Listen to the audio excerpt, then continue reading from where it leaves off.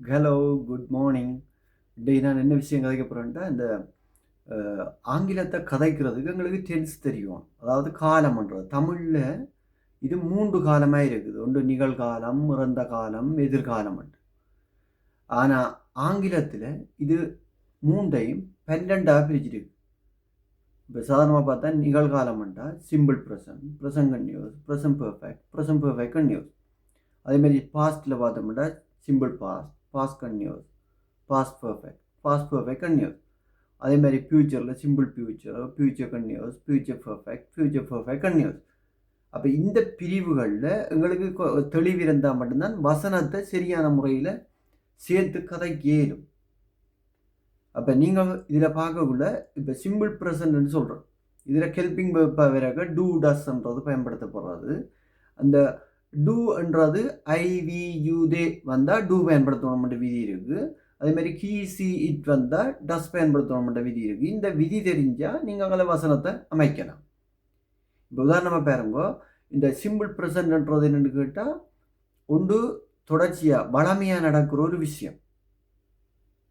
இது பொதுவாக உண்மையான விஷயமா இருக்கலாம். அதேமாதிரி அரேஞ்ச் பண்ணப்பட்ட ஒரு நிகழ்வாக இருக்கலாம். இது சிம்பிள் ப்ரெசன்ட்ல தான் கதைக்கிறது. இப்போ உதாரணமாக பாருங்க, நான் ஒவ்வொரு நாளும் கார் ஓடுறேன். I drive car everyday. I drive car everyday.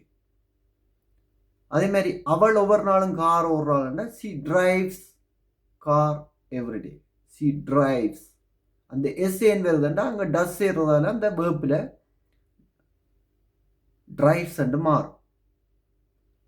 சிலதில் இஎஸ்ன்றது மாறும், சிலது ஐஇஎஸ் என்று மாறும், சிலதில் எஸ் தனியாக மாறும். இப்படி சிம்பிள் ப்ரெசண்ட்டுக்கு மாறுற தன்மையை நாங்கள் பார்க்கலாம்.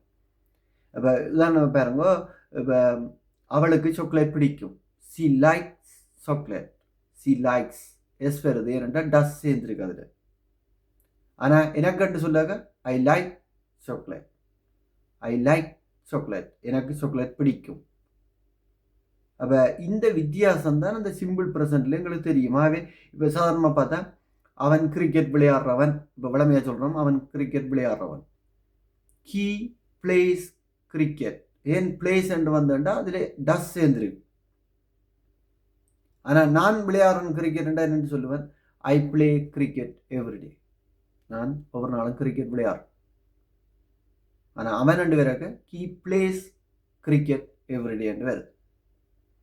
அப்போ எப்போவும் சிம்பிள் ப்ரெசண்ட்டில் ஐவியூதைக்கு டூவும் கீசீட்டுக்கு டஸ்ஸும்ன்றதை ஞாபகம் வச்சிருக்கணும். மற்றது நீங்கள் வசனத்தை அதுக்கேற்ற மாதிரி அந்த டூவையோ டஸ்ஸையோ பயன்படுத்தி நீங்கள் பயன்படுத்தி கொள்ள முடியும். நன்றி.